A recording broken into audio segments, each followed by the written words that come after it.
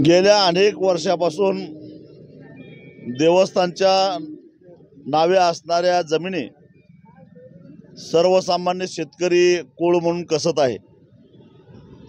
आतापर्यंत इतर हक्कामध्ये सातबाऱ्यावर या शेतकऱ्यांची नावं लागलेली होती, परंतु आता या शेतकऱ्यांना बेदखल केले गेले आहे आणि ते कसत आहे त्याचा काही पुरावा राहू नये अशा प्रकारचा दक्षता घेतली जात आहे।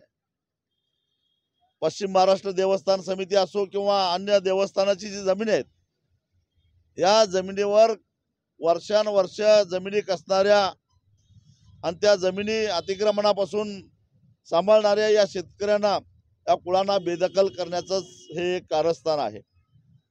आणि त्यामुळं आज या शेतकऱ्यांना पीक कर्ज मिळत नाही, जिल्हा बँक देत नाही, कुठली राष्ट्रीयकृत बँक देत नाही, त्यांना नदीतून पाणी उपसा करायचा असेल तर पाणी परवाना मिळत नाही, त्यांना त्या जमिनीवर समजा एखाद्याला गोटा बांधायचा असेल तर गोट्याला कर्ज मिळत नाही, घर बांधायला कर्ज मिळत नाही। अशा प्रकारे एक प्रकारे आर्थिक कुचंबना करण्याचा प्रयत्न धोरणाच्या माध्यमातून होतोय। वास्तविक पाहता या देशानं जेव्हा स्वातंत्र्य मिळालं त्याच वेळी या देशातल्या जमीनदारांचं वर्चस्व मोडून काढण्यासाठी आणि वर्षानुवर्ष रक्ताचं पाणी करून ज्याने जमिनीची मशागत केली त्या कुळांना संरक्षण देण्यासाठी म्हणून कशेल त्याची जमीन हे धोरण अवलंबलेलं आहे।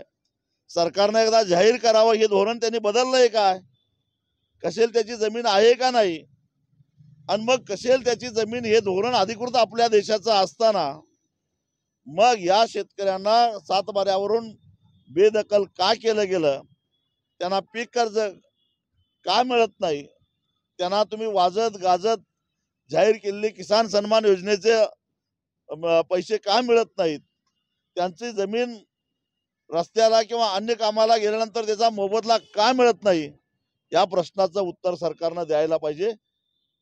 आणि म्हणून हे जे आंदोलन चालू आहे त्या आंदोलनाला पाठिंबा देण्यासाठी म्हणून इथं आलो मी।